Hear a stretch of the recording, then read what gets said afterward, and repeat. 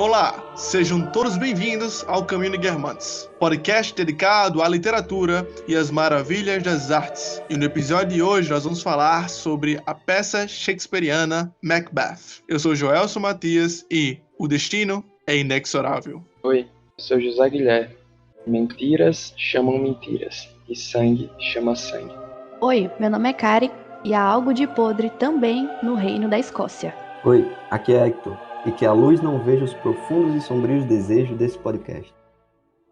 É isso, meus queridos ouvintes. Estamos aqui mais uma vez reunidos para falar sobre mais uma peça do grandioso, o bardo, William Shakespeare. E hoje, como vocês já viram e como já apresentado, iremos falar sobre essa obra incrivelmente densa e obscura. Mas antes de falar sobre a peça em si, daremos alguns avisos. Para iniciar os avisos do episódio de hoje, gostaríamos de deixar um aviso dos nossos patrocinadores. Se você precisa declarar seu imposto de renda, tendo em vista que estamos no período, Então, se você tem muitos bens e alguma movimentação notável na sua conta, é muito importante que você faça a declaração para não ter problemas, com o nosso querido Estado e depois faltar dinheiro para comprar livros, que é muito importante. Certo? Se você tiver problemas com isso ou estiver com dúvidas, procura a nossa parceria. É só digitar no Instagram, @laurabfcortez, com Z no final. Ela pode te ajudar com a resolução de alguns problemas e te dar os direcionamentos necessários, beleza? Outra coisa legal que gostaríamos de deixar de aviso logo no início do podcast é que agora nós vamos fazer algumas respostas de e-mails e de mensagens enviadas pelo direct. Então, se você quiser enviar mensagens para nós pelo direct, pode mandar textão mesmo, que a gente responde aqui no próximo episódio sobre o tema de algum episódio que você ouviu, e de preferência do programa passado, para que a gente possa comentar. Se você quiser nos enviar um e-mail, é só enviar um e-mail com o tema do assunto para ocaminhodeguermantes@gmail.com, que a gente vai receber sua mensagem e, se tudo der certo, iremos ler no próximo programa e discutir a sua pergunta, a sua dúvida e sua consideração. Vamos pro programa. A gente já falou um pouco sobre Shakespeare no primeiro episódio que fizemos sobre ele, que foi Hamlet. Nesse segundo, vamos dar, alguns comentários, não exatamente sobre a biografia dele, mas principalmente sobre essa peça, que é Macbeth. O Shakespeare, ele nasceu em 1564, morreu em 1616, lembrando que essas datas são sempre controversas, por causa dos calendários da época. Tinha um boato lá que na morte dele tinha um problema no calendário, então ele deve ter morrido alguns dias depois disso.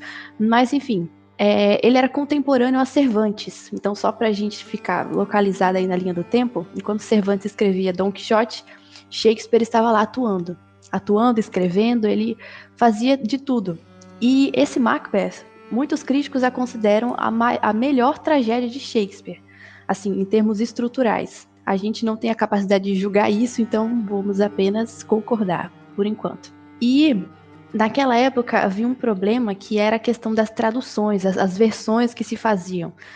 Haviam pessoas chamadas impressoras, ou então os impressores eram aqueles que tinham a possibilidade de fazer cópias, e isso acabava prejudicando a originalidade da peça. Então, vocês vão perceber que ao longo da nossa conversa aqui a gente vai mostrar algumas diferenças nas traduções, porque aparentemente a gente leu traduções diferentes, mas isso é uma coisa que acontecia de uma maneira bem comum. Mesmo na mesma língua do inglês lá já havia diferenças, então imagine no português. Mas são detalhes só, algumas palavras que mudam, parece que tem uma versão aí que um personagem diferente aparece, mas enfim, esse aí não é o foco do podcast. Você falou que o povo riscava, ia de peça para peça e mudava na hora, enfim, as coisas? Exatamente, as pessoas mudavam ao seu gosto, ao bel prazer. Então, por exemplo, tinha gente, porque não tinha essa coisa de direitos autorais. Shakespeare não era exatamente dono, teoricamente, daquilo. As pessoas poderiam reproduzir como queriam. Então, se um cara, eu não gostei desse final, ele podia muito bem mudar o final e sair vendendo aquelas cópias com o final dele, entendeu? A coisa era bem bagunçada assim mesmo. E essa é a importância de ter propriedade privada intelectual. Pois é, e Macbeth foi publicado em 1623, naquele chamado Primeiro Fólio, que foi um conjunto, um livro, assim, organizado pelos amigos de Shakespeare depois da morte dele. Então, só teve essa publicação oficial em 1623. É engraçado Que que ele mais tava sobre escrevendo Macbeth? na loucura, né? Tipo assim, ele escrevia pra vender mesmo e, tipo, não era. Apesar do cuidado e do talento, do esmero, da habilidade, era como se ele não tivesse ligando muito, não, né? Por que ele tá escrevendo. Se ele fazia isso sem ligar, imagina se ele ligasse, pô. Exatamente. Tipo, Não, engraçado, pelo né? amor de Deus, corta isso aí do podcast, pelo amor de Deus. Por quê? Oxe. Qual o sentido Nossa, disso, pô? porque é assim, pô. Você tá vendo? Não? Onde é que você tirou isso, João? Não é Como isso, assim de fazia onde é pra que esse homem vender? tirou isso? Não, de onde é que você tirou isso? Eu e era patrocinado pelo Estado, pô. Pela coroa, é. Sim, então ele fazia pra ganhar dinheiro. Tipo assim, não era um cara que tava escrevendo um livro pra. Ah, vai ser a obra de arte. Se ele Mas tivesse. eu acho Se ele que tivesse o isso, pensamento de ser uma obra de arte, ele estaria escrevendo, compilando, guardando bonitinho, fazendo encadernado, tendo outras versões guardadas, é isso que eu quis dizer. Ah, entendi. É porque eu acho que essa é uma mentalidade escrita de alguns tempos pra cá, né? Não era Isso. da época, assim. E também essa coisa da venda. As peças não necessariamente eram vendidas em forma de livros. Não eram livros, eram peças. E Uhum. peças que eram encenadas muito. Não de forma compulsiva, assim, não era massiva a produção, a encenação dessas peças. Se eu não me engano, Hamlet, foram poucas vezes que elas foram encenadas. Então, sei lá, não sei se ele era um capitalista doido para ganhar dinheiro, que escrevia só. Não dá para comparar com o que Dostoiévski fazia, entendeu? Tava falindo, Sim, aí escrevia para exatamente. É. vender. Não, o Acho que era objetivo não foi outra. comparar com isso. Mas também é interessante pensar nisso, que Zé Guilherme perguntou, né? Ele só. Zé Guilherme perguntou lá no grupo, ele só tinha peças, né? Ou tinha outra coisa? Aí Hector disse que ele também tinha sonetos. Inclusive, quero muito ler essa tradução que tem do Ivo Barroso, né? Hector, dos sonetos de Shakespeare. E assim, a cultura da escrita de prosa não era tão grande assim, né? Até essa época. Existiam os romances de cavalaria, né? Que até o Don Quixote vai se inspirar para fazer a sua grande sátira sobre romances de cavalaria. Mas essa questão de literatura em prosa, da forma que nós imaginamos hoje, nós conhecemos hoje, era muito recente. Não tinha isso na Idade Média, por assim dizer. Então, Sim, é uma coisa bem diferente, né? verdade. Assim como a poesia, como parte do teatro, era algo fundamental, inquestionável. Então, toda peça de teatro, havia outros dramaturgos naquela época, e todos eles tinham a produção poética muito intensa no teatro. Isso era uma coisa que hoje a gente já não vê com tanta frequência assim. Talvez aí o próprio Ariano Suassuna seja um exemplo moderno, um dos últimos, talvez, exemplos modernos disso, que o teatro era poético, as falas do teatro eram versificadas, né? Isso é uma coisa que a gente Uhum. percebe na maioria das peças, principalmente nesse de Macbeth, que tem muitas poucas passagens em prosa e a maioria delas em poesia. Algo que o leitor normalmente pode notar ao iniciar a leitura da peça é que as coisas são um pouco confusas. Tanto do ponto de vista da narrativa, assim, e que ela vai se estruturando pouco a pouco e a gente vai entendendo o contexto já dado das questões, mas havia também um contexto já dado da própria produção escrita da peça. Pois, na época em que o Shakespeare escreveu essa peça, havia um certo atrito entre a Escócia e a Inglaterra, né? Porque a rainha Elizabeth I assassinou ou mandou assassinar, não me lembro bem, a rainha da Escócia, que era a Maria Stuart, né? E só que a Elizabeth I não tinha filhos, né? E quando ela morreu, o filho de Maria Stuart se tornou o rei da Inglaterra, da Escócia e da Irlanda, né? E ele foi ficou conhecido como Jaime I. E aí é que é o período elisabetano e o período jaiminiano, que em português é Tiago, mas em inglês é Jaime. Então é por isso que se é chamado de jaiminiano. E é nesse contexto, mais ou menos, que está inserido o Shakespeare, né? Um dos motivos desse atrito também era uma questão religiosa. Como sabemos, a Inglaterra tem uma questão religiosa meio diversa lá dentro, né? Teve outras ramificações do protestantismo criadas dentro da Inglaterra. Acho que alguém aí pode falar melhor sobre isso, rapidinho, só para dar um contexto legal. E também havia perseguição aos católicos, né? O catolicismo até o início dos anos 30, assim, os anos 40, ele era bem restrito na Inglaterra. Não sei dizer exatamente como essa cultura está estabelecida nos dias de hoje, né? Mas eu sei que no início dos anos 40, ali, 30, era bem complicado ainda ser católico ou ter igrejas católicas no meio de Londres, por exemplo. Isso, e foi exatamente por uma dessas perseguições aí que surgiu os Estados Unidos. Então, esse embate aí entre catolicismo e protestantismo sempre fez parte do contexto da Inglaterra. E aqui na peça, a gente não vê muito disso, até porque a coisa era velada mesmo. Dizem até que o pai do Shakespeare era um católico, mas o Shakespeare vivia nessa tensão de não podia se afirmar católico, mas... Enfim, tem algumas referências bíblicas, sim, dentro da peça, mas isso acontece de forma bem sutil. E talvez, acho que principalmente, na própria ideologia, assim, no próprio ideal que rege toda a condução dessa peça, dá para fazer, sim, um correlato com a narrativa bíblica, inclusive de Gênesis. Isso é uma coisa interessante que em Hamlet, a gente contou lá no episódio sobre Hamlet, que a peça foi inspirada em uma história real de Hamlet, né? E isso Shakespeare fazia com frequência. Então, ele referia-se a lendas ou a coisas que realmente aconteceram. Então, nesse caso aqui, Macbeth foi inspirada na história de Macbeth. Lógico, nome idêntico, que foi algo que realmente aconteceu. Era uma crônica datada ali mais ou menos de 1526 e acontecia basicamente as mesmas coisas, com a diferença principal de que Banquo, na verdade, na história original, ele era cúmplice e não o herói, né, digamos assim. Ele era cúmplice do Macbeth no assassinato do rei. E aqui Hamlet muda isso, principalmente para agradar o rei James I, ou Jaime. O rei James I, dizem que ele que... Não sei se ele encomendou, só sei que Shakespeare escreveu isso aí pra ele, digamos assim. É lógico, né? Se ele era meio que patrocinado pela coroa, ele precisava agradá-los de alguma forma. Mas isso não tira absolutamente o crédito e a genialidade da obra. Isso não explica, mas dá um contexto interessante para que nós entendamos o início da história, né? Sabendo que o leitor na época, ou a pessoa que iria ver a peça, ela já tinha esse contexto dado, né? Uma realidade dada já para ela. Isso. E o rei James, na vida real mesmo, ele era muito interessado em demonologia.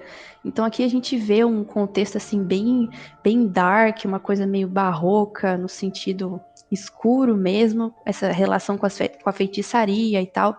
Aliás, só uma curiosidade aqui, dizem que os feitiços eram reais, então os feitiços que Shakespeare escreveu tinham muito correlato com a realidade, na época das bruxas mesmo, e é até uma crendice popular de que não se deve falar o nome de Macbeth dentro dos teatros ingleses, porque traria maus agouros, né? Enfim, é uma parte da cultura que é sempre interessante a gente ver como é que Shakespeare tem essa influência e como é que ele faz parte da construção da Inglaterra, que dirá da cultura universal mesmo.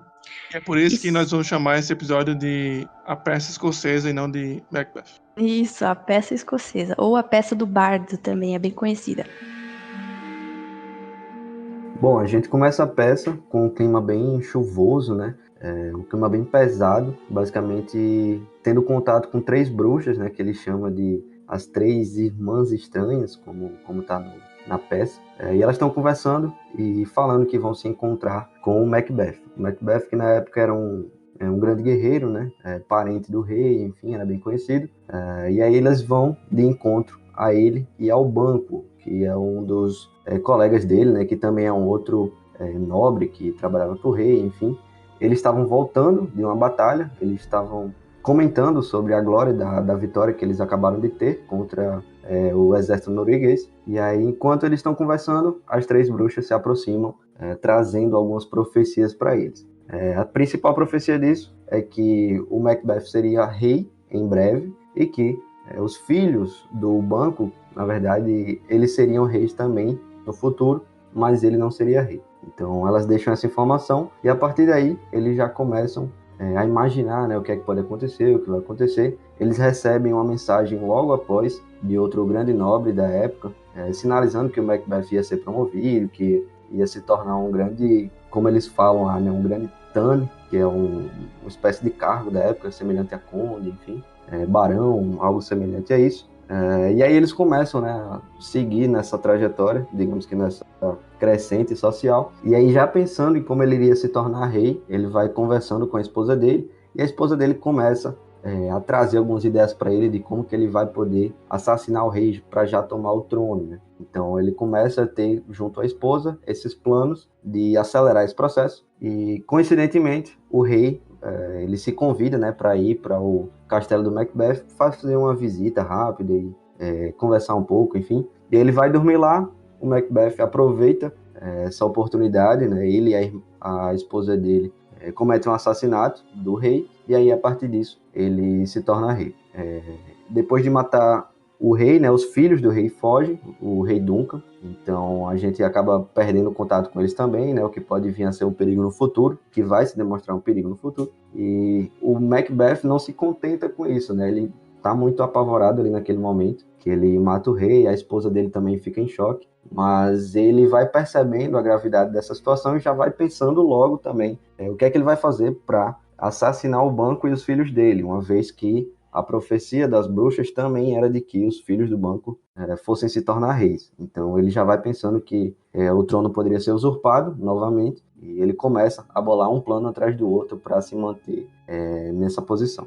Acho engraçado que isso aí já é uma característica do Shakespeare, né? De tirar os personagens principais de cena, botando eles pra viajar, aí no final eles aparecem e fazem alguma coisa.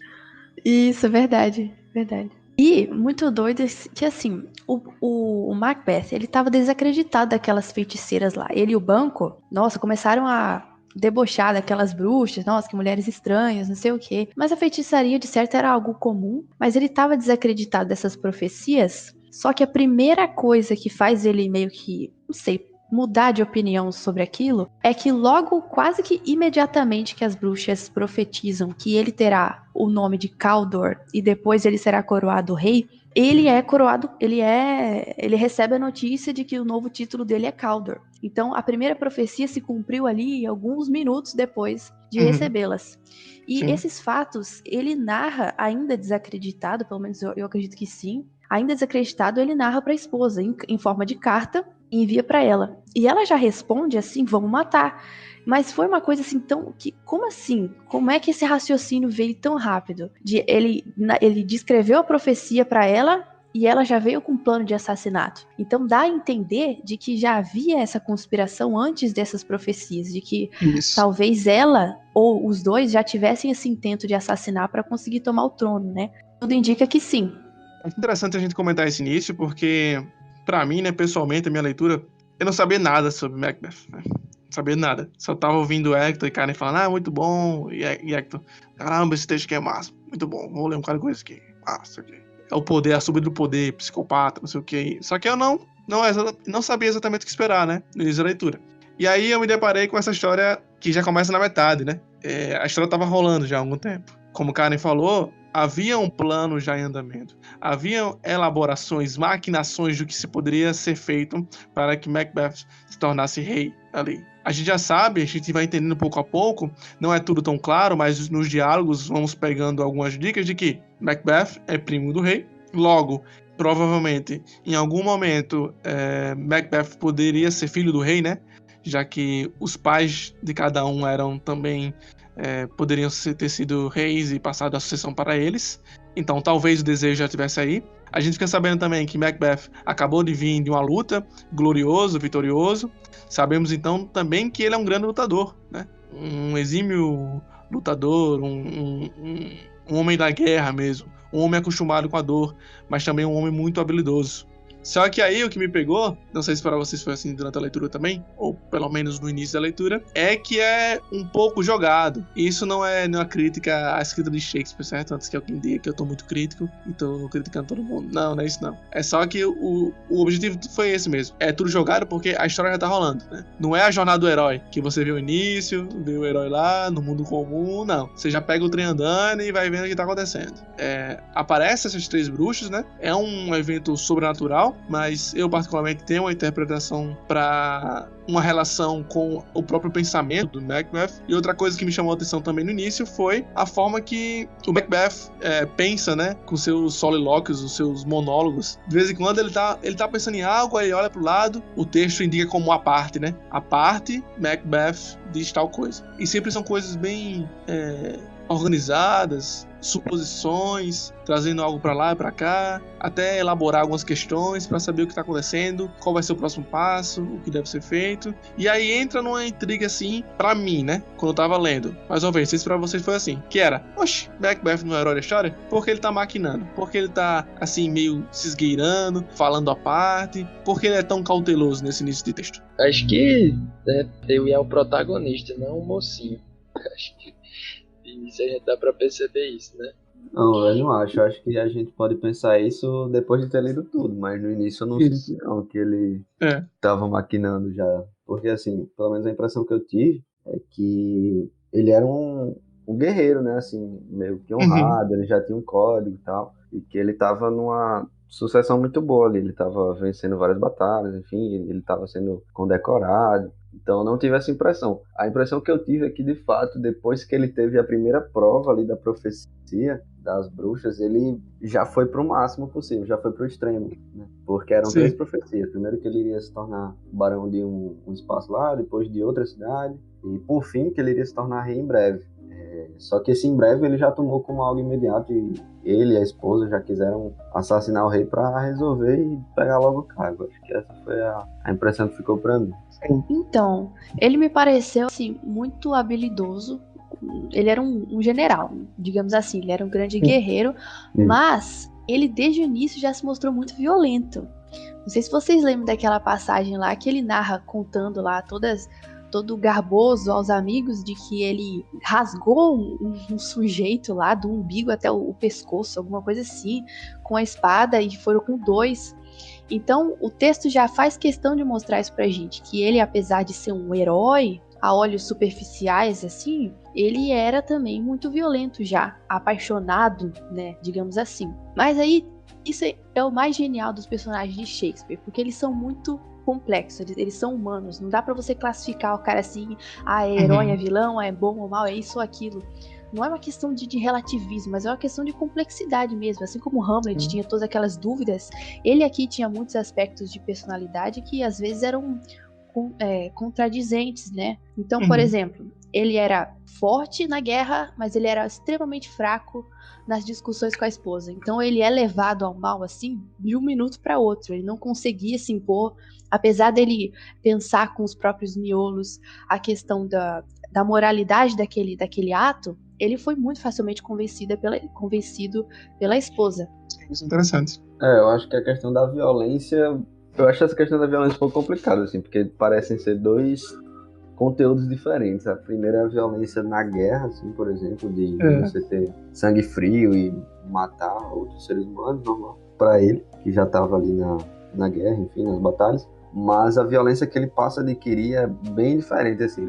Ele primeiro vai atentar contra um parente, depois, se você parar para ver, ele está atentando contra o parente dentro da própria hospitalidade. Então acho que são teorias diferentes de violência que a gente pode enxergar. E no primeiro momento a gente tem contato, assim, com esse primeiro nível de violência mais físico, mais cruel, mais carnal, assim. E depois que a gente começa a descobrir essa violência moral, por assim dizer.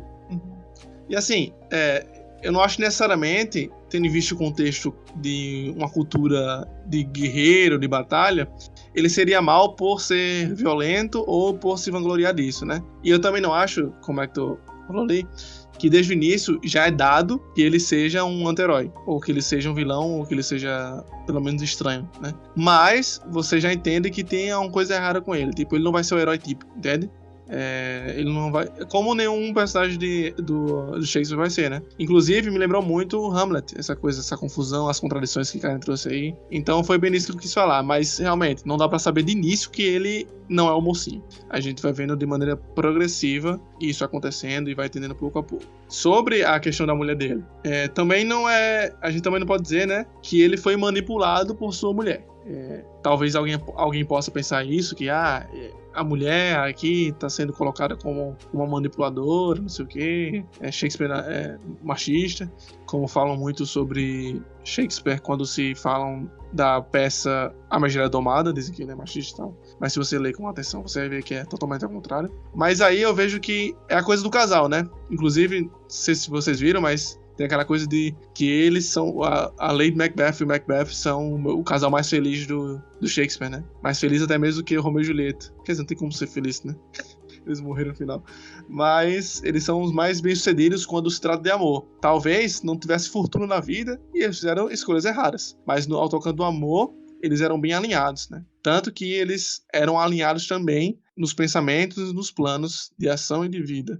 Apesar de que, acredito também, como o cara disse, que a mulher foi lá e a Lady Macbeth foi lá e deu aquela jogada, né? Deu aquele fruto proibido pro Adão. Mas no final foi o Adão que escolheu morder a maçã. Sim, é verdade, é verdade. Acho que não dá pra negar o grau de influência que ela teve na concretização desses planos. Mas é claro que não dá pra colocar a culpa toda nela. Não, culpa nela. Mas tem uma coisa interessante, que não sou eu que estou dizendo. Isso aqui eu vi o professor José Garcês Girard falando. E caramba, eu falei, é isso, pô, é isso. De como tem uma tensão entre moral e desejo nessa peça, né? Na peça de Macbeth. E o Macbeth, por estar em um contexto de guerra e de honra, ele tem essa questão muito moral ainda em alta, e a gente pode dizer que foi a Lady Macbeth que permitiu que isso saísse, né? Porque ela lê a carta, vocês lembram, ela lê a carta, aí já começa a maquinar, fala assim, caramba, é isso mesmo, a gente vai lá, vai matar ele, tá chegando aí, vamos organizar tudo, vai morrer hoje. Aí tudo certo. Só que ela abre um parênteses assim e pensa, o único defeito de Macbeth é que ele tem um sangue, um coração bom às vezes, um sangue de barata, não fala isso, né? Mas é mais ou menos isso. É meio, né? Meio fraquinho às vezes pra esses pontos. É claro que pra guerra ele tem toda a sua superioridade, mas nesse ponto ele não vai conseguir. Então ela se coloca numa posição de que ela vai ter que ser a mais forte pra fazer o que for necessário pra chegar no lugar que eles desejam. Tanto que ela pede aos deuses que lhe tirem o sexo, né? Como se a sexualidade feminina fosse algo negativo pra essa ação. Como se ela tivesse que ser um homem, né? Nesse ponto de vista. Mais uma vez, nós estamos sendo sexistas aqui, certo? Veja o contexto da peça. E aí tem um diálogo interessante que é o do desejo e da moral, que eu tava falando. Que é o seguinte, Macbeth claramente não quer fazer isso. Ela olha pra ele e fala, como assim você não quer pôr em ação aquilo que você deseja? Isso, obviamente, já está dando todo o panorama de uma modelação cultural que vai haver na nossa sociedade ocidental, principalmente depois do século XX, mais gritante, de que nós somos guiados pelos nossos desejos, né? E o Macbeth, a princípio, pensa com uma mentalidade medieval de que ser homem, na verdade, ser humano não ceder aos meus desejos. Enquanto a Lady Macbeth fala, não, ser humano é botar em ação os seus desejos. Então, o primeiro embate que a gente vê na peça não é físico, eu acho, né? Assim. O primeiro embate que a gente vê assim na peça, o primeiro confronto que a gente vê não é físico, ele é moral, né? Essa questão do fazer, eu devo fazer ou não devo fazer? O que é mais animal? O que é mais humano? Fazer o que eu desejo ou fazer aquilo que eu acho que é certo? Casa do Saber veio forte aí, viu? Esse trecho é muito bom, pô. Esse trecho é foda. Irado. Muito bom. Dei a referência, hein? Agora, rapidão. Tu viu o que ele falou no final? Não, lembra aí. Que uma sociedade que sacrifica um homem como Macbeth não merece a ordem. É porque assim, como eu falei, a gente tá falando aqui, só pra o ouvinte estar mais ligado, como eu falei, do professor José Garcês Girard, né? E ele tem um vídeo na Casa do Saber. Coloquem no YouTube, é bem legal, ele explica bem melhor esses pontos que eu tô trazendo aqui, que é os 5 clássicos para entender o mundo atual, Macbeth. E aí, no final ele fala isso aí, né, Hector? De que o quê? Repete aí. Não, ele fala que Macbeth era um homem acima da média, que ainda assim uma sociedade que sacrifica uma pessoa como ele não merece uma ordem, né? Não, é uma ordem meio que insignificante. Aí eu fiquei meio atrás, assim. Eu até entendi assim, porque eu não sei, tá ligado? A gente teve uma discussão uma vez, eu e o Hector, sobre o final de Breaking Bad. Que o final de Breaking Bad, ele não tem como ser satisfatório. E eu lembro exatamente a frase que o Hector falou, tem que virar outro bordão aqui dentro do Caminho de Guermantes, que foram danos irreparáveis. Sempre que eu tô vendo alguma coisa assim, eu falei, caralho, danos irreparáveis aqui, ó. Julien, vermelho e negro. Danos irreparáveis, meu amigo. Não tem o que fazer, não. Só a morte resolve aqui o problema, tá ligado? Que nem Breaking Bad. Se você não assistiu, spoilers na cara aí. No final do Breaking Bad, o Walter White morre. E fica essa coisa meio agridoce, né? Tipo, você sabe, como o Girard fala no vídeo, você sabe que ele tem que morrer pra resolver o problema. Só que mesmo assim é meio estranho, porque você acha que o cara tem uma potencialidade ali, ele poderia ser melhor, né? Só que ele já tá doido também, então só o sangue derramado poderia remediar todo aquele problema. caramba, e eu acho isso bem estranho, porque eu não vi esse vídeo que vocês estão comentando, mas Macbeth chega a um fundo de degradação moral na peça que eu não consigo enxergar isso de verdade. Potencialidade nenhuma ali. Eu consigo ver tão grande, tão baixo o nível que ele chega. Mas é que tá, essa é a potência dele, entendeu? Porque ele conseguiu sair de um ponto onde ele estava receoso de cometer o crime, a segurar esse crime até o final, até as últimas instâncias, entendeu? Então eu consegui ser um covarde que sacrificou seus princípios, aí isso é valoroso? Eu diria que ele é Olha, covarde, não. Mas é o diria que ele é contrário, covarde. entendeu? A esposa dele, que em teoria Começou foi o quem fight. premeditou tudo, ela inverteu. Ela é quem estava com a cabeça mais forte para fazer isso, e depois ela fica atormentada com a culpa, tentando lavar a mão. Sim. Eu Só acho que Pode falar. Acho que a diferença entre eles dois ali não é moralidade, não. É força somente, é força de vontade, é coragem pra fazer aquilo. Porque você vê que na discussão dos dois, ele não tinha medo moral de fazer aquilo, ele tinha um medo real mesmo. Mas e se falhar? É aquela ideia de não, eu não posso fazer isso porque é contra os meus princípios, eu não vou praticar esse ato horrendo, a sangue frio com o rei, que é o símbolo da ordem. Não, ele não pensava nesse tipo de coisa. Ele tinha medo de ser pego, e medo de ter o nome sujo, medo de ir pra prisão. Era um medo já baixo, entende? Então não dá pra ver, eu pelo menos não enxerguei nenhum princípio ali que pudesse justificar alguma decadência. Acho que ele decaiu, mas ele já tava ruim, entendeu? É como se ele já tivesse ruim, mas ficou pior. Não sei se ele teria exatamente esse medo. Porque é o seguinte, ele era um cara da guerra. Ele tava acostumado a matar. Então ele não deveria tremer frente àquele acontecimento, como ele tremeu. Então, ele era claramente fraco aqui. O diálogo mostra isso Mas muito por claro. que ele é fraco? Tipo assim, eu também não consigo ver ele com medo de ser preso. Ou com medo da represália do povo. Tanto que lá na frente as três bruxas vão mostrar 3 partes, né? 3 visões. E que eu interpretei assim, a gente pode discutir isso aí. Mas vamos seguir uma interpretação. De que aquilo ali seriam partes da psique dele, por assim dizer. De que é uma criança, né, com a coroa, aquele desejo que ele tinha, a criança ensanguentada, que era a criança que até as últimas consequências para conseguir o que ele queria, e ele tinha a cabeça que era uma cabeça com um capacete de aço, né? É como se fosse aquela cabeça que pensa, que maquina as coisas, que organiza a estratégia de derrubar aquele cara, porque senão aquele cara vai vir buscar, né? Eu interpretei assim, né? Então, se a gente pensar por esse ponto de vista, parece que... Eu não sei nem o que o Thiago vai falar. Falar o quê? Se a gente parar por esse... Deixa eu voltar aqui que eu consigo lembrar. Que ele era forte. Tá. Se a gente for por esse ponto de vista, parece que ele tava seguro nessa questão de combater todo mundo que viesse pra bater de frente com ele. Ele ia lutar. Assim, pode vir todo mundo aí, pô. Pode vir que a gente vai lutar. Então eu não sei se ele teria medo de ser preso, por exemplo. Ou de ser pego por isso. Talvez, eu acho ainda que o medo dele ainda fosse moral. Tipo, ele tava tentando superar essa moral dele pra conseguir o que ele queria. Não consigo ver de outra forma, não. Sim. Até porque, se você não acredita numa moral superior, a moral só serve pra adestrar, né? E ao adestramento, se ele não acreditar numa moral superior, se ele não acreditar na metafísica, a moral, ela é um adestramento. A moral civilizacional é o que o outro vai falar ainda, é o que vão dizer, são as instituições, que são, por assim dizer, um braço da moral. É claro que se você for pensar em moral no ponto de vista filosófico, ainda tem uma parte metafísica. Mas há uma ética ainda aí, sabe? Sim. Mas olha, o principal ponto que eu acho que prova essa coisa dele ser mais um covarde do que um herói nesse sentido, dessa falta de princípio dele desde o início, é que nos diálogos, nos solilóquios, ele mostra que, tipo assim, nossa, primeiro, deixa eu ver, acho que é o início daquela cena número 7, que ele fala assim, ele começa a fazer um monólogo. Se isso, pensando sobre o homicídio, se isso, ou seja, matar o rei, ficasse pronto de vez... Ou seja, se fosse uma coisa que eu fizesse e pronto, acabou, estaria ótimo. Ele pensa assim, prudente seria executar com rapidez. O problema é as consequências desse homicídio. Então ele pensa no sofrimento que ele vai ter depois. Se isso vai ser um sofrimento psicológico mesmo, que ele vai sentir culpa, ou vai ser um sofrimento físico no sentido de ser preso ou de ter uma represália do povo, não importa. Ele tem medo das consequências do ato, entende? Então por isso que ele parece muito mais covarde do que esse medo dele me parece um medo baixo nesse sentido.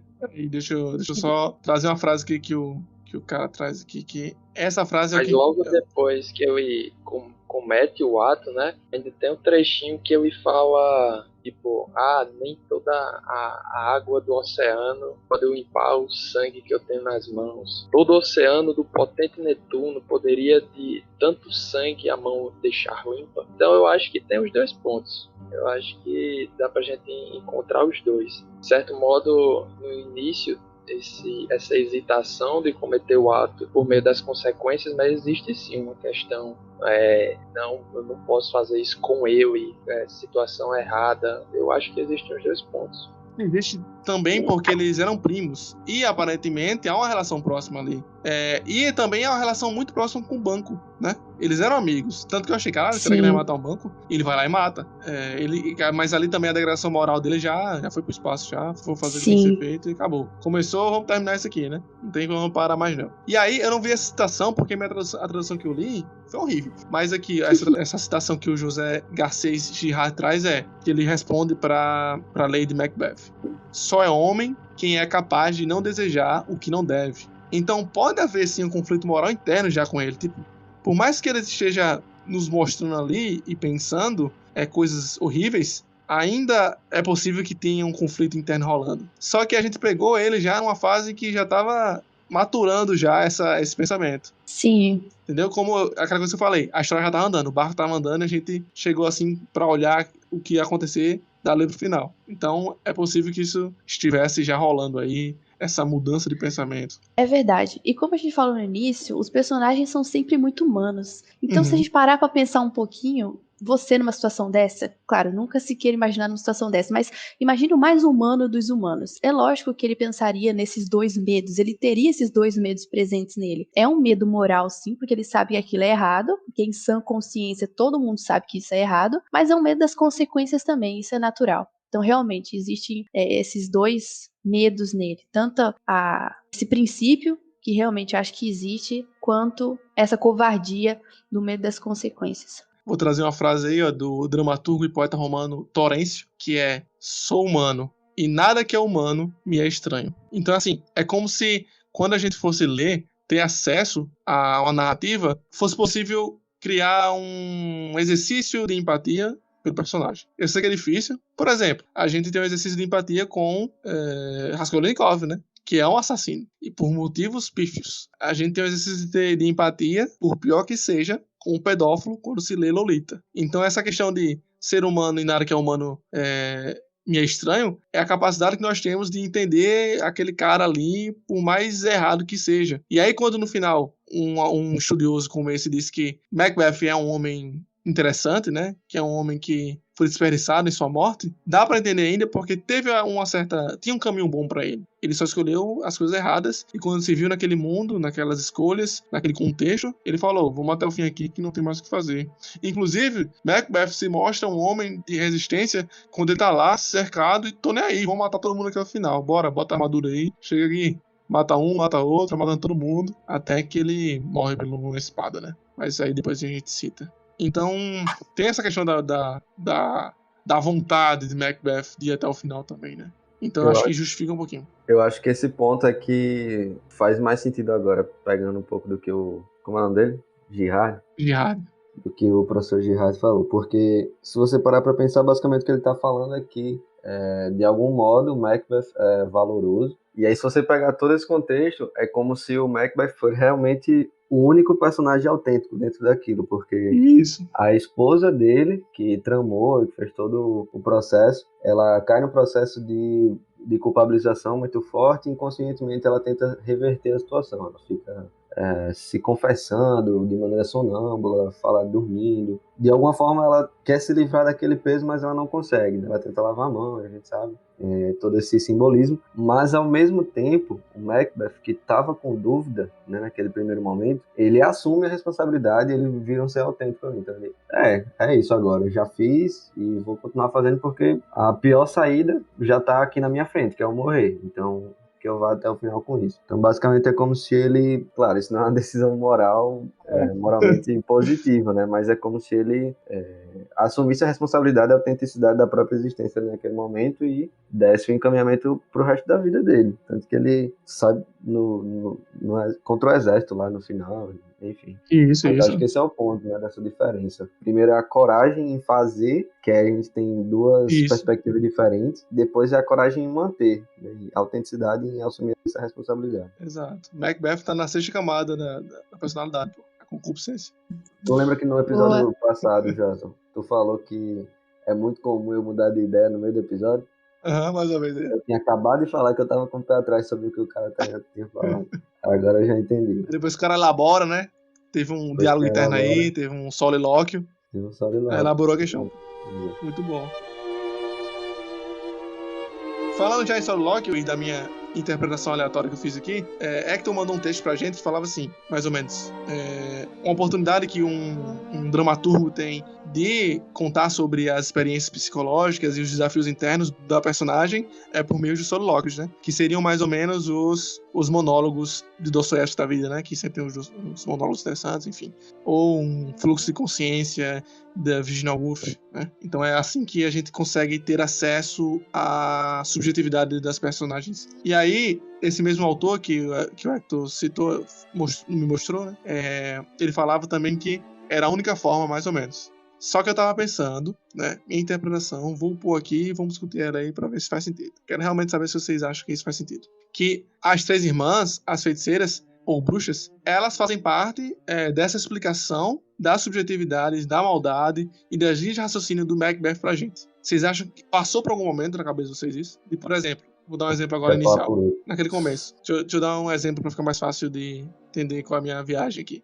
Macbeth já tava com esse pensamento, né? E aí, aleatoriamente, apareceram as bruxas que disseram pra ele que ele ia ser rei e tal, e que confirmou pra ele tudo o que ele precisava confirmar pra ele ter coragem e começar a maquinar as coisas com a mulher e dizer pra mulher. É claro que ele ainda pende, ele tem medo, mas ele dá o primeiro passo, né? Então, a gente vê um viés de confirmação por meio das bruxas. Primeira coisa interessante aí. A segunda coisa é aquilo que eu falei das três aparições. As três aparições, ao meu ver, facilmente representam partes da subjetividade do Macbeth. Primeiro, a cabeça com um capacete, demonstrando toda a sua capacidade de maquinar as coisas, de mexer nas coisas, de estratégias, enfim. A criança lá ensanguentada, que vai mostrar que ele vai até as últimas consequências, como eu já disse, para fazer o que precisa ser feito. E, por último, a criança com a coroa, né? Que na minha viagem eu pensei assim, caramba, isso aí demonstra até a infantilidade que o Macbeth tem de querer estar no lugar do rei, né?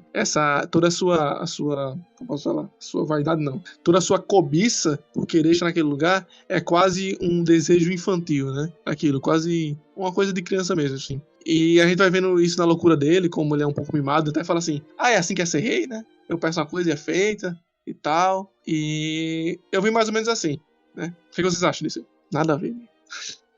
Vou deixar pra comentar depois. Alguém puxa aí. Tem um ponto, o cara deu um ponto. Na primeira visão, o outro companheiro dele lá também não enxerga bruxas. Também vê. Eu sabia que ia vir esse comentário. Tava pronto já. Pode ir lá, desenvolve. Não, é só uma dúvida, sincero. Ele vê também. Sim, ele vê também. Não, é pessoa que vê, né? Sim, vê sim. A mesma coisa do fantasma do Hamlet.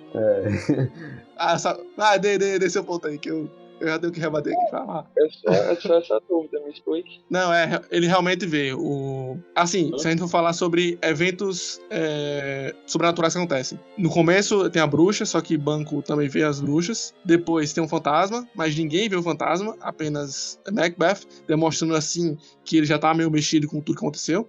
Ele vê o fantasma de Banco sentado na cadeira lá. Banco sentado na cadeira é foda.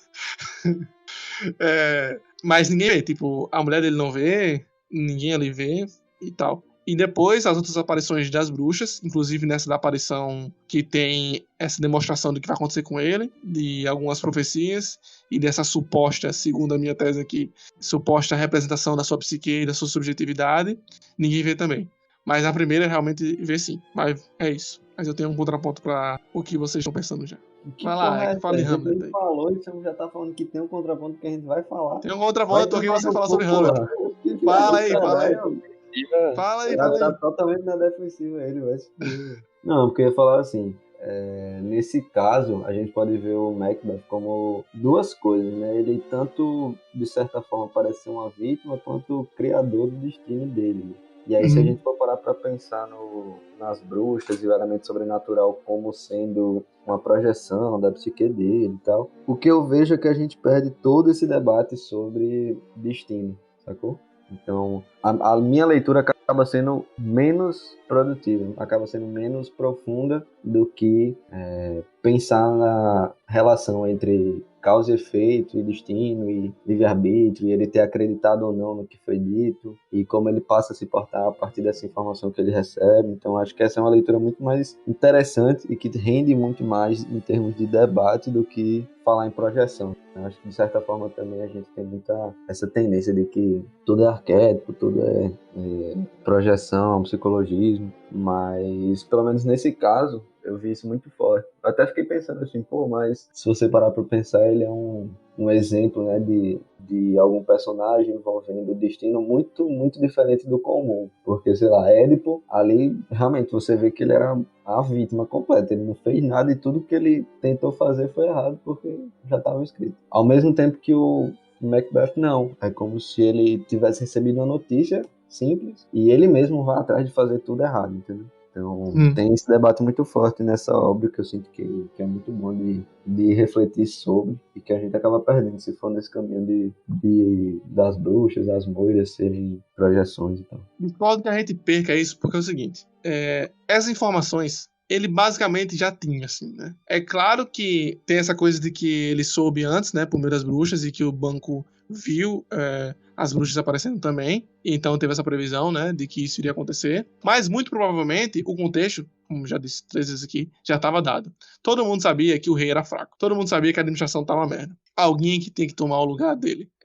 Tem muita trama política, série, que fala sobre isso, né? A gente também tá esquecendo disso, de que o rei ele era fraco. Isso não fica tão explícito na peça, mas se você prestar um pouco de atenção, você percebe alguns pontos sobre isso, fala algumas coisas, que o reino pode ser perdido, né? A Inglaterra tá invadindo lá a Escócia, enfim, e que tudo pode ser perdido pela fraqueza do rei. Ele era um rei muito bondoso, mas não firme o suficiente. Não era um guerreiro, ele não era um rei guerreiro como Macbeth seria, ou como Macbeth era, e que seria bom para o reino para defender a todos, né? Então, poderia também, agora tô só inventando aqui, conjecturando, mas poderia até ter uma certa movimentação ali, que não é demonstrada, e uma linha de raciocínio para que ele fosse, porque era necessário. Juntou essa necessidade de um homem firme no poder, juntamente com a ambição da mulher dele, e nasceu aí esse plano para tirar ele do poder. Tanto que a sensação que tem no final é que o problema foi resolvido. Vamos pensar agora naquela questão do bode expiatório. E também outras histórias do Shakespeare, né? Em Hamlet, o problema já tá lá. A culpa não é de Hamlet. O pai foi assassinado pelo tio. A mãe se casou com o tio. Deu uma merda grande lá. A única forma de resolver aquele mal que foi estabelecido ali foi as merdas que Hamlet fez e que no final morreu todo mundo. E aí teve um novo começo. Invadiram lá, provavelmente teve uma nova direção, um novo progresso e as coisas iam melhorar. Romeu e Julieta é a mesma coisa. As famílias são brigadas, ninguém se bica, tá tendo muita briga, gente morrendo direto por causa dessas brigas, até que Romeu e Julieta morrem, e aí eles são o bode expiatório da história e consolidam a amizade entre a família em um formato de uma estátua, né? Então eles fazem uma estátua e ali é o laço entre as duas famílias. As famílias não vão mais brigar, pois Romeu e Julieta são o símbolo entre eles dois. E aqui, mais uma vez, a gente pode ver que, talvez, eu vou falar talvez porque realmente não está muito explícito, mas em algumas leituras, em algumas interpretações que eu vi, isso era sempre dito e sempre pontuado, de que o reino estava, assim, meio balanceando assim, o rei era fraco, e Macbeth fez merda, claro, ele estava errado, mas que no final teve uma nova esperança, sabe? Um novo rei para aquele povo. Não era Macbeth um tirano, mas também não era o outro rei, Duncan, que era meio mole, sabe? Teve uma vitória ali. Isso tudo tô falando só pra justificar outra coisa lá atrás, nada a ver. Aquela viagem que eu entrei aqui. Mas aí, voltando pra questão das moiras, né? Que não são moiras, eu também pensei em moira, Hector, mas não são exatamente moiras, né? São bruxas. As moiras, elas apenas veem a história acontecendo, né? E fazem o que tem que ser feito quando precisa ser feito. Elas não interferem. E aparentemente as bruxas estão interferindo, né? Eu não sei exatamente se isso corta tudo, né? Eu li apenas como não uma explicação. Não tô falando aqui como a gente fala sobre de arquétipo, de psicologia, isso não. Não tô querendo uma explicação para aquilo tudo, para a história que tá acontecendo. Mas é uma explicação do modo de raciocínio do Macbeth, né? Porque o meu ponto era, tal como os solilóquios, tal como os monólogos do Macbeth, as aparições das bruxas justificavam linhas de pensamentos do Macbeth. Entendeu? Algumas situações. Em algumas Mas tem situações. outro que isso não se encaixa. Por exemplo, a profecia de que eu vai morrer, nenhum homem nascido de mulher, do ventre de mulher, vai tirar a vida dele. Isso é uma profecia que no final acaba se cumprindo de uma forma meio torta, mas enfim. Mas que essas bruxas, elas parecem muito mais uma presença demoníaca, algo místico, algo nesse sentido. Claro que em algumas situações é uma reafirmação do que o personagem principal já estava pensando e já desejava. Claro, serviu como isso também. Mas eu acho que, como o Hector falou, não parece o centro da história. Essa questão de eu se comportar como um escravo do destino é muito mais valioso, porque a partir do momento em que eu sabe daquilo e quando acontece aquela primeira realização do que as bruxas falam, eu começo a se comportar, não, eu vou matar, eu vou cometer um assassinato, vai acontecer isso, tal, tal, tal. Então, eu acho que em alguns momentos pode encaixar essa sua teoria, mas na maior parte das vezes não. Por exemplo, algumas interpretações dizem que, na verdade, o escudo deles, né, do exército lá, que com certeza iria invadir caso descobrisse que Macbeth estava fazendo merda e estava traindo, o escudo teria árvores, né, no escudo, porque provavelmente era do reino. A explicação de que o cara não nasceu de mulher foi bem estranha, né? Como você mesmo disse.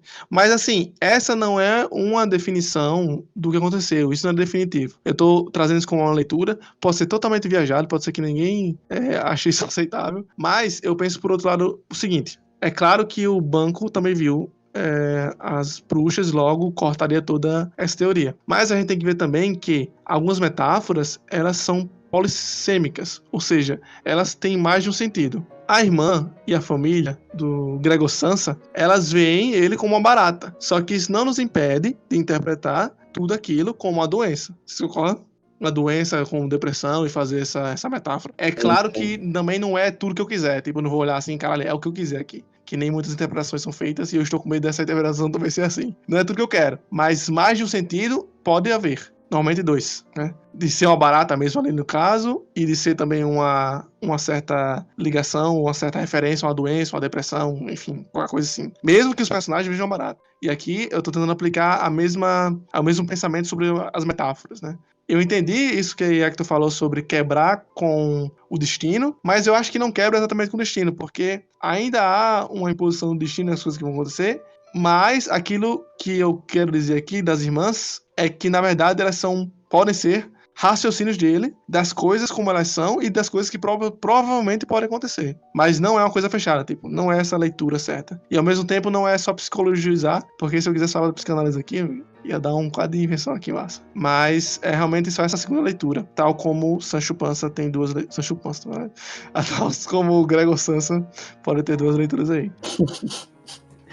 Não, mas beleza. Mas, primeiro, a questão das moiras, as moiras de fato são as tecelãs, né, do destino, elas não são as que observam são as bruxas. E aí, nesse caso, eu realmente não concordo que elas são moiras, tá, nesse sentido. Sim, verdade. A questão é que, nesse ponto, o Macbeth, ele cria o próprio destino, entendeu? Ele não é uma vítima como o Édipo é, entendeu? Então, quando a gente passa para ver nessa lente, você consegue extrair muito mais profundidade, eu acho, né? Essa é a minha leitura. Mas ainda assim, a questão do misticismo é muito forte, muito forte, porque essa questão do misticismo eu vejo que é justamente a intenção mesmo de ser ambíguo, entendeu?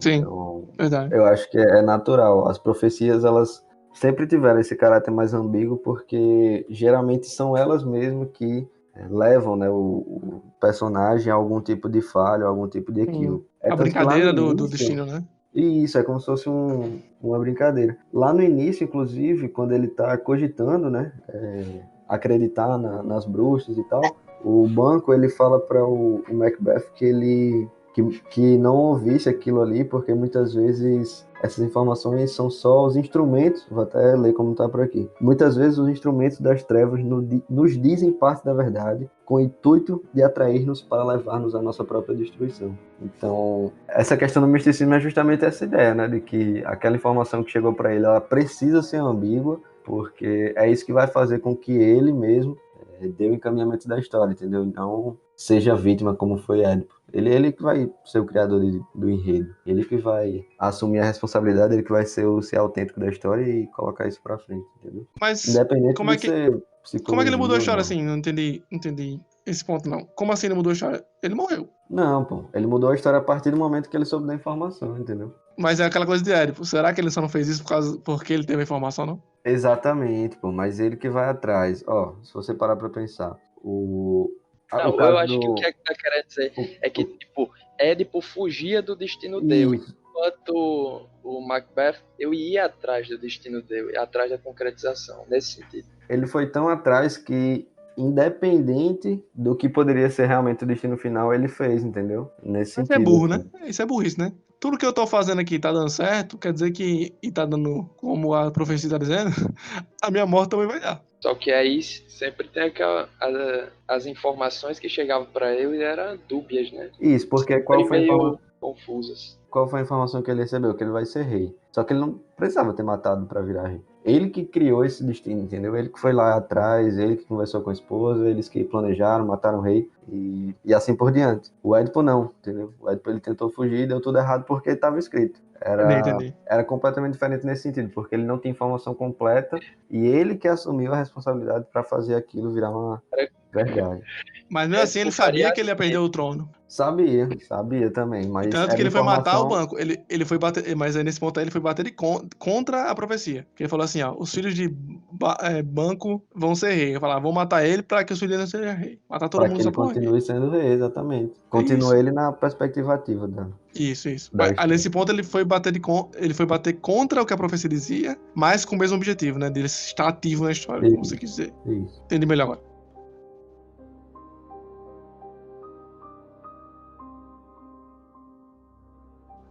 Mas essa interpretação patológica, apesar de a gente não querer ficar muito tempo nisso aqui, ela ganha força quando a gente vai ver que a Lady Macbeth surtou, né? Ela foi aquela que Hector disse que não suportou aquilo. Inclusive, quando na cena, eu achei que ela tava fingindo, né? Tipo, quando todo mundo viu o velho morto lá, o Duncan morto, eu achei que ela tava fingindo. Eu pensei, caramba, a mulher tá fingindo muito bem. Mas não. Ali é o primeiro passo da loucura dela, né? É o primeiro passo da fragilidade dela, que ela vai começar a ficar mais frágil, vai pensar no que fez e vai começar seus sintomas até que ela vai morrer, né? A Lady Macbeth, ela, assim como muitos personagens de Shakespeare, chega um momento que ela desaparece da história. E a gente depois fica sabendo o que aconteceu com ela. Então, depois daquela participação muito ativa que ela teve no início, no planejamento e execução do assassinato do rei, a gente fica sabendo depois que a mulher enlouqueceu. Tudo por causa de uma mancha de sangue que ela enxergava na roupa e que não conseguia tirar de jeito nenhum. Mesmo que, na realidade, aquela mancha já tinha saído há muito tempo. Ela desenvolveu ali uma espécie de transtorno obsessivo-compulsivo e ela ficava com isso na cabeça, de essa mancha nunca vai sair da minha roupa, essa mancha de sangue nunca vai sair das minhas mãos. Então ela lavava compulsivamente, virou sonâmbula, enfim. Ela acabou indo acamada, né, medicada, chegou um médico lá para tentar ajudar, mas o médico concluiu que ela precisava mais de um padre do que de um médico, porque ele entendia que as questões ali eram mais psicológicas, alma, coração, enfim, do que fisiológicas. Infelizmente, Hector, nesse ponto não tem como não psicologizar, porque eu não consigo entender aquela cena assim, sem ser sonambulismo e toque. Mas eu acho interessante isso aí, né? Porque os caras começam a tirar onda. Ah, então joga for sua arte, já que sua arte não dá conta disso aqui. No caso, a arte da medicina, né? Os caras sempre cobrando da medicina, né? O papel de conseguir resolver esses problemas da alma e do coração, como o cara disse aí. Outra coisa doida que eu pensei aqui, mas é mais engraçado. Quando eu vi eles conversando, né? E quando eu vi os monólogos do Macbeth, eu sempre pensava naqueles personagens. Eu falei maquinando várias vezes aqui já, né? Aqueles personagens de desenho do mal, mexendo na mão, sabe? Maquinando aquilo, sabe? Ah, mexendo na mãozinha. Eu tô fazendo aqui, só que não dá pra vocês verem. E aí Sim. ela fica lavando a mão desse jeito, sabe? Aí eu pensei, caralho, será que tem alguma coisa a ver? Caramba! Porque a descrição da camareira lá, da criada lá, é que ela fica lavando a mão, esfregando a mão na outra. Ela fala, ela foi esfregando a mão na outra. E ninguém sabe por quê. A gente sabe, porque a gente leu, que é a questão de lavar a mão. Que ela quer lavar as mãos, tirar o sangue, né? Lavar as mãos do sangue daquele homem, que ela se arrependeu. Daquele velho que tinha tanto sangue. Sensacional. Isso aí eu gostei. Muito aleatório, Igual né? uma mosca, né? É muito doido essa parte. Engraçado. Tem uns pontos engraçados, né, da peça. Tipo assim, muito pontualmente, mas tem. A história do cara ser nascido numa cesárea é muito irônico. É. Muito irônico. Ali é O foda, cara não só dá não. cesárea. Não dá não ali.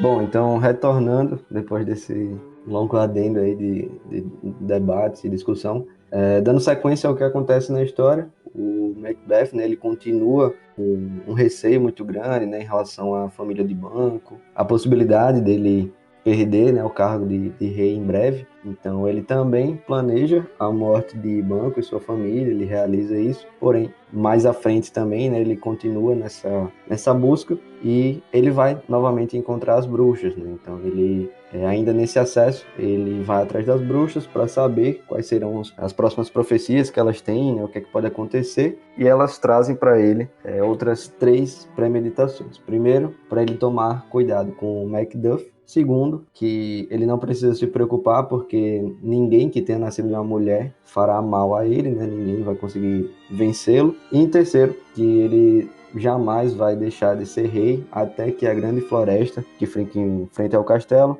alcance o castelo, né? Então tem esses 3 pontos aí e na cabeça dele tudo faz muito sentido, então ele vai continuar sendo rei por mais bastante tempo. Primeiro porque o Macduff nem tá mais por lá, segundo porque é impossível alguém não nascer de uma mulher, né? E terceiro porque a floresta era muito distante do castelo, então ele não precisaria se preocupar muito com isso, poderia continuar normalmente. Enquanto isso, o Macduff e o filho do rei Duncan, eles se organizam para retornar ao castelo e tomar o poder do Macbeth. E eles organizam um exército, né, para estar voltando por lá.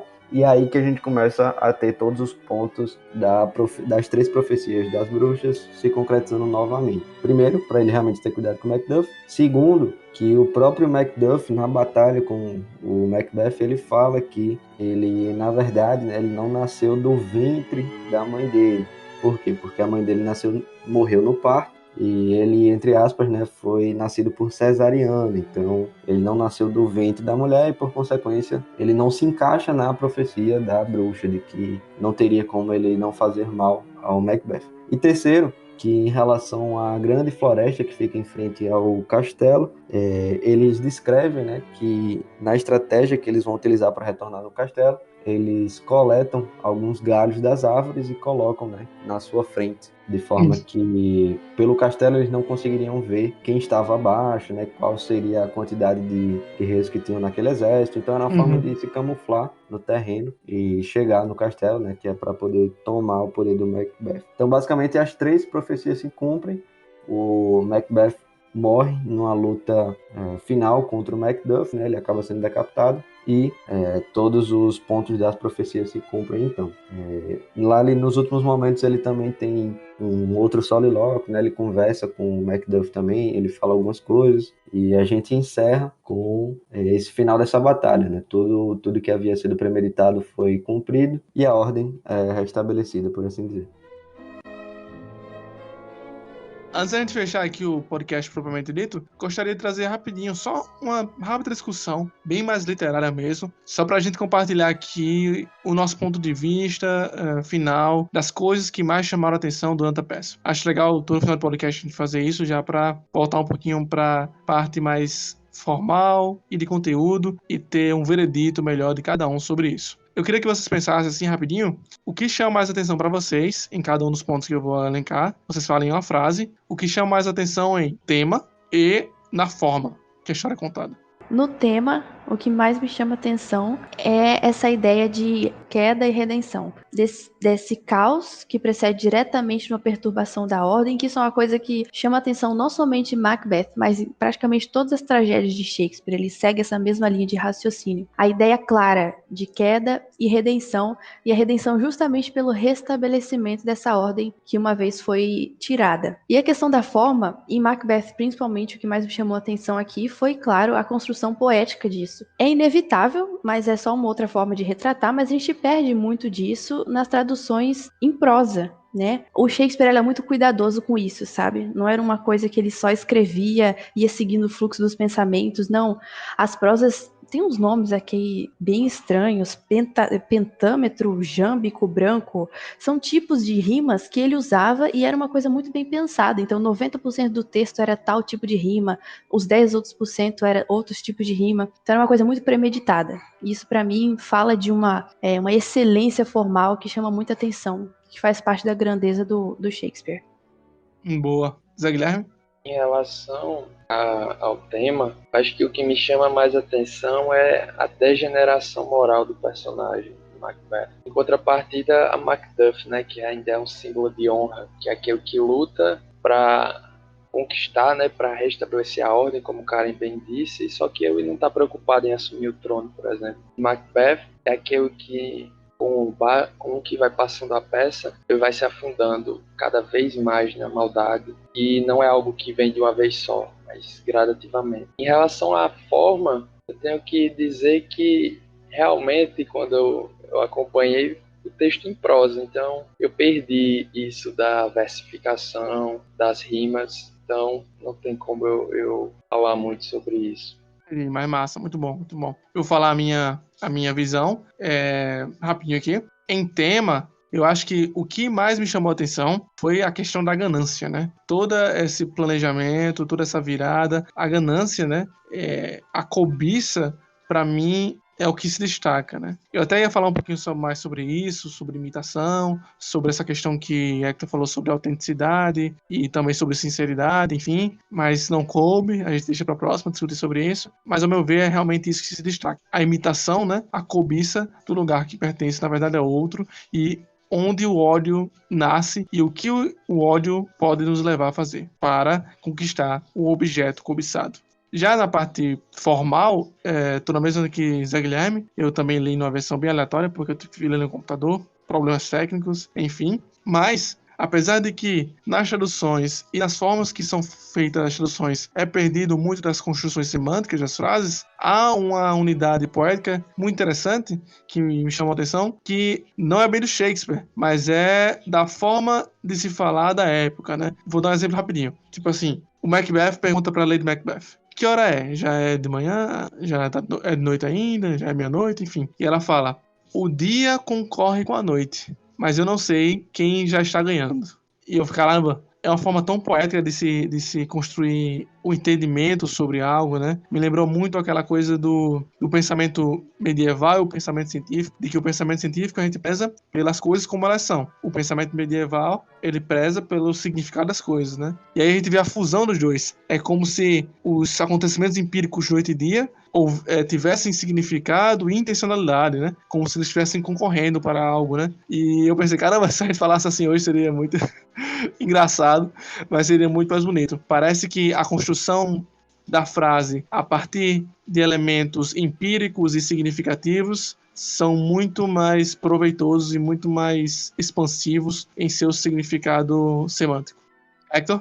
Em relação à forma, para mim, realmente, o que me chamou a atenção foi o discurso de cada um, e principalmente os solilóquios, onde o Macbeth ele coloca muito bem definido cada um das pontuações, né, das visões de mundo que ele tem, e cada uma das angústias que ele está passando, principalmente ali no início, quando ele está em dúvida sobre o ato de assassinato do rei Duncan, e no fim, logo após a morte da esposa dele, que ele tem uma fala muito, muito interessante, onde ele coloca ali praticamente toda a descrença dele em relação ao resto da vida, enfim, e ao propósito da vida, do sentido que ele está realizando ali. Então, para mim, esse foi o ponto mais interessante na forma, foi a estrutura da narrativa e da escrita, principalmente. Também li em formato de prosa, então perdi muito da ritmicidade, das rimas, mas pela própria prosa a gente já consegue ver também um pouco de como que era essa fala, né? Justamente como você falou, é sempre muito simbólico, é sempre muito voltado para a percepção e não para a utilidade, por exemplo, a brevidade da informação. Então, alguns pontos, né, bem específicos me chamaram muita atenção nesse sentido, onde o discurso flui muito bem, onde as metáforas utilizadas são muito interessantes e boas de se estudar, de se realmente ler e parar para refletir um pouco. Em relação ao tema, o que me chamou mais atenção foram as constantes ambivalências, né? Então, ele sempre é um livro de conflitos, por assim dizer, uma peça de conflitos. Seja quando ele fala sobre ambição contra humildade, ou então livre-arbítrio e predestinação pelo destino, ou então se é sobrenatural ou é realidade, enfim. Então, cada um desses pontos, né, que eu comentei, na verdade, me chamaram muita atenção. Ela teria de morrer, mais cedo ou mais tarde. Morta. Mais tarde haveria um tempo para esta palavra. Amanhã, e ainda outro amanhã, arrastam-se nessa passada trivial do dia para a noite, da noite para o dia, até a última sílaba do registro dos tempos. E todos os nossos ontens não fizeram mais do que eliminar para os tolos o caminho que leva ao pó da morte. Apaga-te, apaga-te, chama breve. A vida não passa de uma sombra que caminha, um pobre ator que se povoneia e se aflige sobre o palco. Faz isso por 1 hora e, depois, não se escuta mais sua voz. É uma história contada por um idiota, cheio de som e fúria e vazia de significado. E esse foi mais um episódio do Caminho de Guermantes. Esperamos que você tenha gostado e ter ouvido nossa discussão acerca de Macbeth, do dramaturgo inglês William Shakespeare. Esperamos que vocês tragam suas próprias conclusões e interpretações e temas específicos e suas preferências formais vistas nesse texto e conta pra gente lá pelo e-mail ou caminhodeguermantes@gmail.com e lá, principalmente, no nosso Instagram, ou _Caminho de Guermantes. Então, conta pra gente, pode mandar textão mesmo, que no próximo episódio a gente vai ler e vai comentar um pouco sobre as suas percepções, beleza? Até a próxima semana, com mais um livro ou mais um tema e muito mais literatura.